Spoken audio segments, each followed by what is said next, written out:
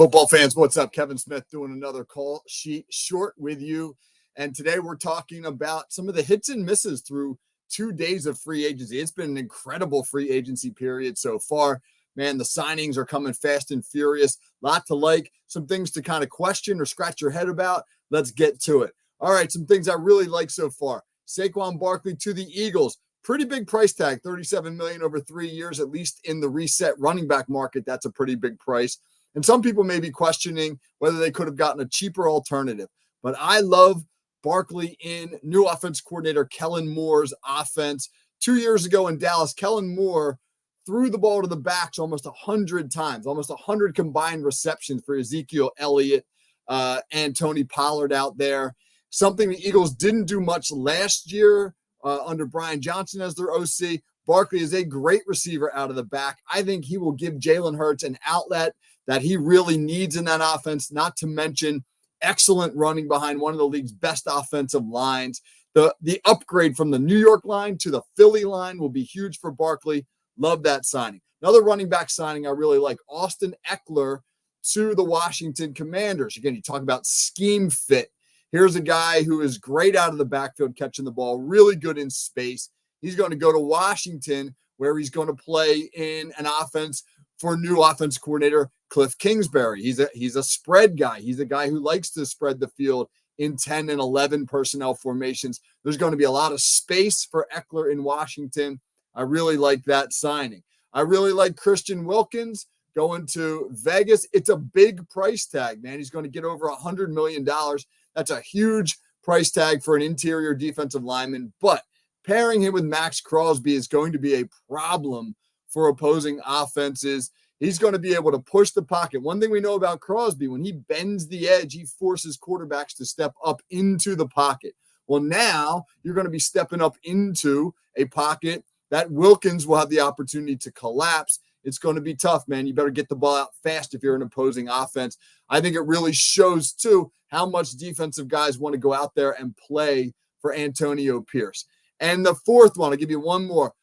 Call me a homer, man. I know, I'm a Steelers fan, but my gosh, I love the Steelers signing Patrick Queen away from the rival Baltimore Ravens. It will give them a 24-year-old linebacker coming off of a season where he just had 133 tackles, who can play sideline to sideline, giving Pittsburgh that athletic backer they have lacked since Ryan Shazier went down back in 2017. And stealing him from the Ravens, what a heel turn move by Patrick Queen. That's a boss move by Patrick Queen to leave the Ravens and come on over to Pittsburgh. Pittsburgh's made 2 splash signings, Queen and Russell Wilson, and they both have a chance to turn into really valuable moves.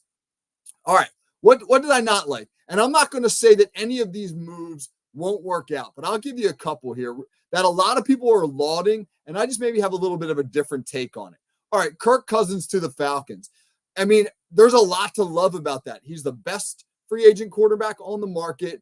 He goes to a place where he's going to be familiar. The new offense coordinator there, Zach Robinson, coached with Kevin O'Connell, Minnesota's coach in LA. So there'll be some scheme familiarity there for Kirk Cousins.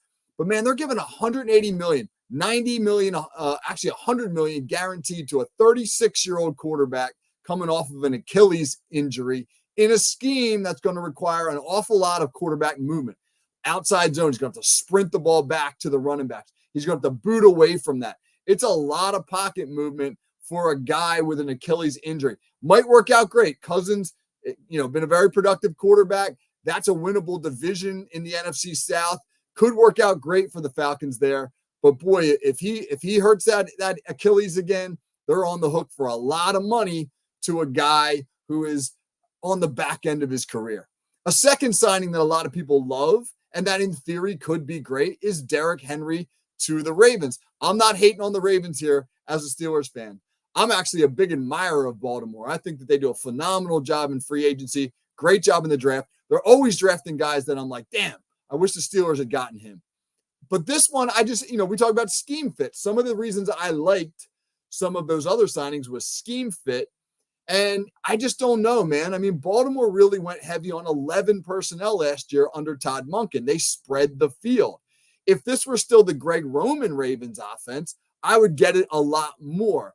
I just question if maybe some of those other backs, the Saquon Barkleys, the guys who can catch the ball out of the backfield a little bit better, would have been a little bit more suited for what Monken's trying to do in Baltimore with Lamar Jackson, right? Maybe they spread the field and you get the athleticism on the edge, and the power game of Henry is a great complement for it. I just question, with all those gap schemes and all those heavy personnel groupings that Henry got used to in Tennessee, is he going to be well suited at this point in his career for an 11 personnel spread style offense?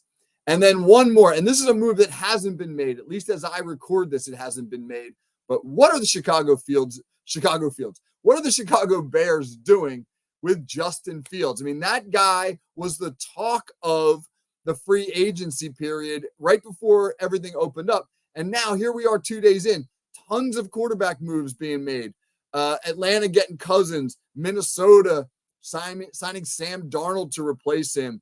The Raiders signing Gardner Minshew, the Buccaneers re-upping with Baker Mayfield, Cleveland bringing in Jameis Winston to back up Deshaun Watson. Lots of quarterback moves being made, and still there sits Justin Fields. I mean, one of two things is going on. Either they can't find a suitor, which shame on them if that's the case. They should be able to find a suitor for Justin Fields. And maybe they're going to keep him, right? Maybe they're going to keep him, my God, and draft Caleb Williams #1 and now have Justin Fields. Boy, that sounds like a terrible idea. Maybe they're going to take Marvin Harrison Jr. They're going to try to trade out of that slot and take Harrison Jr. and run it back with Fields. I don't see that happening. More likely, they're going to wind up unloading him for less than what everybody, I think, believes that they should be getting. Who could they unload him for? I don't know. New England's still out there. They got the #3 pick. They'll probably take a QB, but they traded Mac Jones. They might want somebody to compete with whoever they take in the draft. Maybe Fields will wind up there, but it certainly feels like his value is falling and what they can get for him in a trade is falling. And it seems like the Bears are bungling this one. All right. So there's my take so far through 2 days of free agency. There's a lot more to come. It's an exciting time of year. So obviously I will be back shortly. Please join me here for another Call Sheet Short. Take care, everybody.